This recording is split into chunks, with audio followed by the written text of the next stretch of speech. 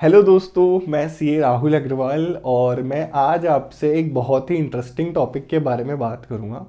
और आज का हमारा टॉपिक है कि पॉलिटिकल पार्टीज़ को डोनेशन देके हम किस तरीके से अपना टैक्स बचा सकते हैं और इनकम टैक्स में पॉलिटिकल पार्टीज़ को डोनेशन देने पर क्या प्रोविज़न है। तो आइए चलिए दोस्तों स्टार्ट करते हैं। और आज एक इंटरेस्टिंगली मैं आपसे एक बात और शेयर करूंगा कि किस तरीके से कुछ लोग इस सेक्शन का फायदा उठाकर अपने इनकम टैक्स को बचा रहे हैं और टैक्स का इवेजन भी कर रहे हैं। तो आइए स्टार्ट करते हैं। तो सबसे पहले दोस्तों हम इनकम टैक्स की सेक्शन के बारे में बात करते हैं कि ये सेक्शन है क्या। तो बेसिकली सिंपल सी सेक्शन है, ये कहती है कि अगर कोई पर्सन पॉलिटिकल पार्टी को डोनेशन करता है तो उस डोनेशन के अमाउंट को आप अपनी इनकम टैक्स में से कम कर सकते हो, जिससे आपका इनकम टैक्स सेव हो जाएगा। तो सिंपल लैंग्वेज में कहूँ तो मान लीजिए आपकी 10 लाख रुपए की इनकम है जिस पे आपको टैक्स देना है।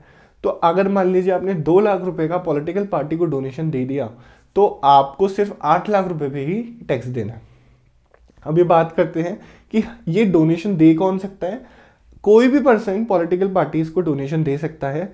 अलग अलग इनकम टैक्स की सेक्शंस में डोनेशन को आपकी ग्रॉस टोटल इनकम में से कम करके आप उसकी डिडक्शन क्लेम कर सकते हैं। मेन जो सेक्शन होती है वो 80GGC होती है, जिसमें एक इंडिविजुअल पॉलिटिकल पार्टी को डोनेशन करके अपनी ग्रॉस टोटल इनकम को कम कर सकता है और अपना टैक्स सेव कर सकता है।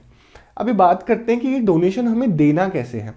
सबसे इंपॉर्टेंट जो रूल है इस सेक्शन का वो ये कहता है कि आपको जो डोनेशन देना है वो कैश में नहीं होना चाहिए। आपको बैंकिंग चैनल्स के थ्रू ही उस डोनेशन को पॉलिटिकल पार्टी को ट्रांसफर करना है। इसका क्या मतलब है? इसका मतलब ये है कि कोई भी बैंकिंग चैनल जैसे IMPS, RTGS, NEFT, UPI, इसके थ्रू आप पेमेंट ट्रांसफ़र कर दीजिए और बदले में आपको जो डोनेशन की रिसिप्ट मिलेगी उसके अगेंस्ट में आप अपनी डिडक्शन क्लेम कर सकते हैं। अब बात आती है कि डिडक्शन कितनी मिलेगी। तो फ्रेंड्स, इसमें आप जितने भी अमाउंट का डोनेशन देते हैं उसकी 100% डिडक्शन आपको मिलती है। इसमें कोई लिमिट नहीं है। इसमें कई बार क्वेश्चन आता है कि क्या इस डोनेशन पे 10% ऑफ ग्रॉस टोटल इनकम की लिमिट है। ऐसी कोई लिमिट 80GGC में नहीं है। आप जितना भी अमाउंट डोनेट करेंगे आपको 100% अमाउंट की डिडक्शन आपकी ग्रॉस टोटल इनकम से मिलेगी।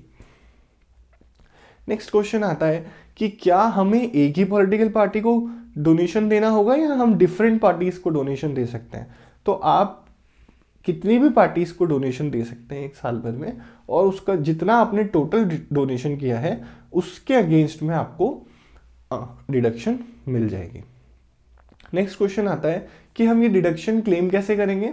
तो अगर आप सैलरीड एम्प्लॉय हैं तो आपको वो जब आप डोनेशन करेंगे तो उस डोनेशन के बदले में आपको पॉलिटिकल पार्टी से एक रिसिप्ट मिलेगी, उसमें आपका पैन नंबर मेंशन होता है।